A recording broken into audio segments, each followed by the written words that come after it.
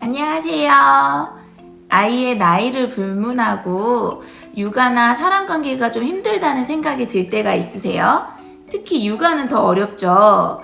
이 말투를 배워보실래요?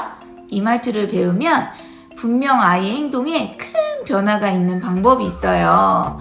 예를 들어 볼게요. 아이가 손을 씻는데 2번, 3번 자꾸 씻겠대요. 이제 밥을 먹어야 되는데 계속 씻겠대요. 이럴 때 부모님들은 어떻게 하세요?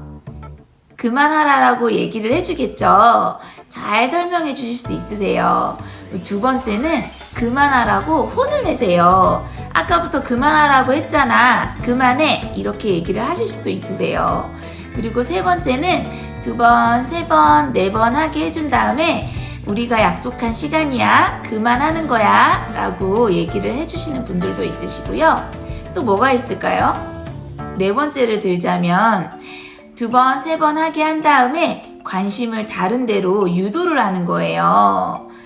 아빠한테 가볼까? 우리 아빠한테 가보자. 이거 뭐지? 우와, 이거 빨리 가져가 보자. 이러면서 관심을 다른 데로 돌리는 거예요. 이 4가지 방법 모두 다 이 아이가 능동적으로 자신의 행동을 조절하는 게 아니기 때문에 결론적으로는 행동이나 편안함이나 주도성들이 다르지 않아 있는 상태가 돼요. 그럼 행동을 변화시키고 이 아이가 좀 리더적인 성향도 가졌으면 좋겠고 또 편안했으면 좋겠고 자기 일에 몰입했으면 좋겠고 산만하지 않았으면 좋겠어요. 어떤 방법이 있을까요? 라고 조언을 얻으시면 저는 이런 방법을 제안을 해드릴 거예요. 뭐냐면 아이가 손을 2번, 3번 씻고 있어요. 그러면 저는 어떻게 하냐면 우와, 너무 재밌겠다. 너무 좋지. 한 번 더 해. 많이 해. 많이 할 수 있어. 많이 할 수 있다고 생각하는 사람은 더 많이 할 수 있다? 같은 시간도 길어진대. 많이 해. 라고 얘기를 해줘요. 그런 다음에 그만할 거야? 라고 물어봐요. 그러면 아이들은 더 한다고 얘기를 해요. 그러면 더 많이 해. 수영하는 것처럼 많이 하는 거야.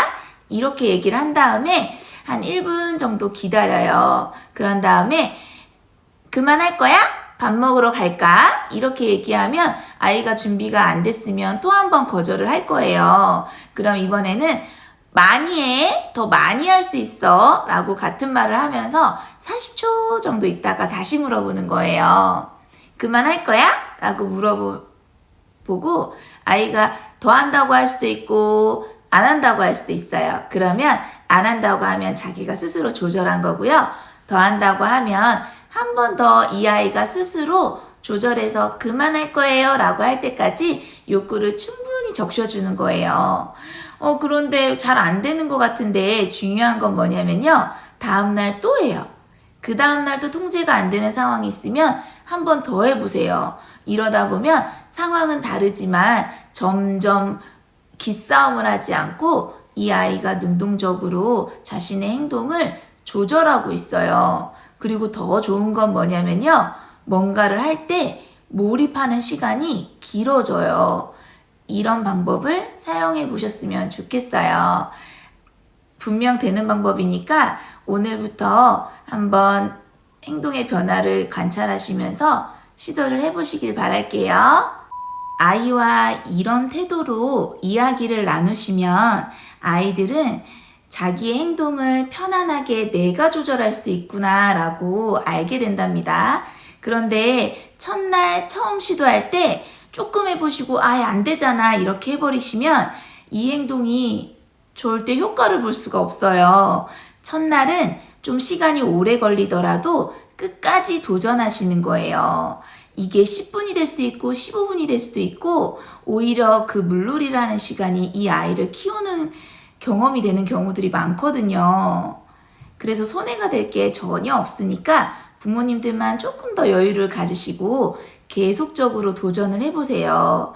이런 상호작용을 사용하지 않으시면요. 오랜 시간 부모님들은 아이를 케어할 때 스스로가 굉장히 힘들어요. 그런데 이게 아이를 변화시키고 나를 변화시킨다는 것을 느끼신 부모님들은요.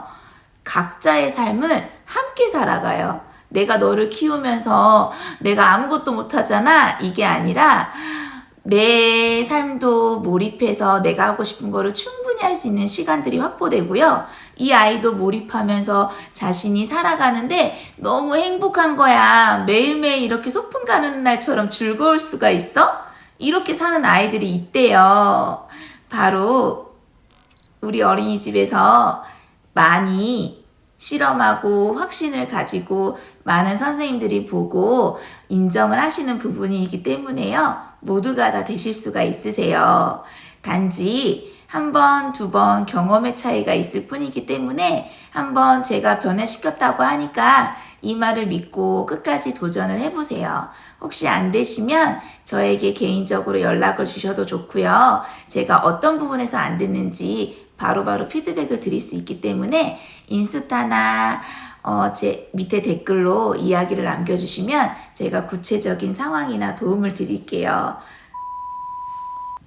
오늘도 띵긋꽂고 하세요. 화이팅!